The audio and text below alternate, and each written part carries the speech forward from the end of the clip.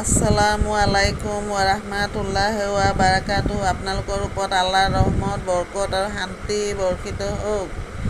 আউযু বিল্লাহি মিনাশ শাইতানিৰ ৰাজিম। বিসমিল্লাহিৰ ৰাহমানিৰ ৰাহিম। খেদা খোৱা শয়তানৰ প্ৰচলনিৰ পৰা আল্লাহ তুমি আমাক ৰক্ষা কৰা।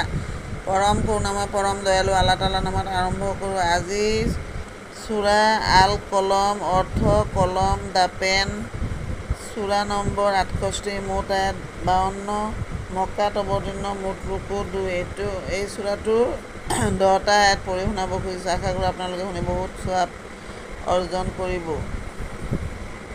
1 নম্বৰ, নুন কলমৰ শপত আৰু লেখকসকলে যি লিখিছে তাৰ শপত।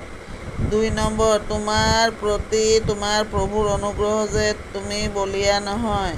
3 নম্বৰ, আৰু তোমাৰ বাবে নিশ্চয় আছে অফুৰন্ত প্ৰতিদান।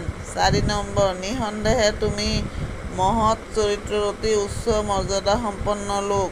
5 নম্বৰ, অলপতে তুমি দেখিবা আৰু সিহঁতেও দেখিব।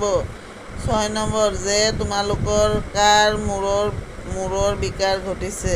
7 নম্বৰ, নিশ্চয় তোমাৰ প্ৰভুৱে ভালকৈয়ে জানে কোনবিলাক তেওঁৰ পথৰ পৰা বিচ্যুত হৈছে আৰু কোনবিলাক মানুহ সঠিক সৎপথত আছে, আৰু তাকো ভালকৈয়ে জানে।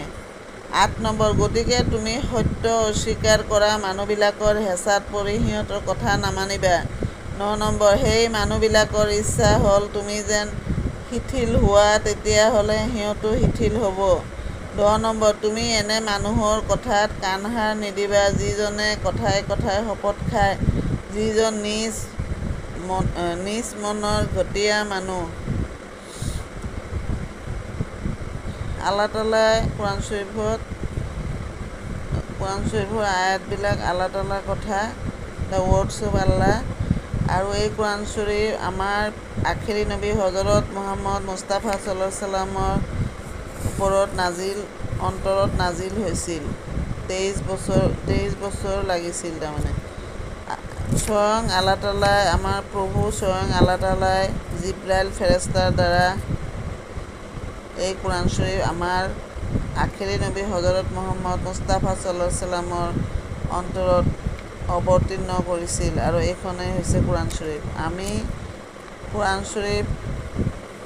শৰীফ হৈছে জীৱন্ত কোৰআন, আৰু কোৰআন শৰীফ মতেহে আমি চলিব লাগিব। কোৰআনৰ দিক নিৰ্দেশনা আমি মানি চলিব লাগিব, তেতিয়াহে আমি জান্নাতত দাখিল হ'ব পাৰিম। আজিলৈ আহোঁ।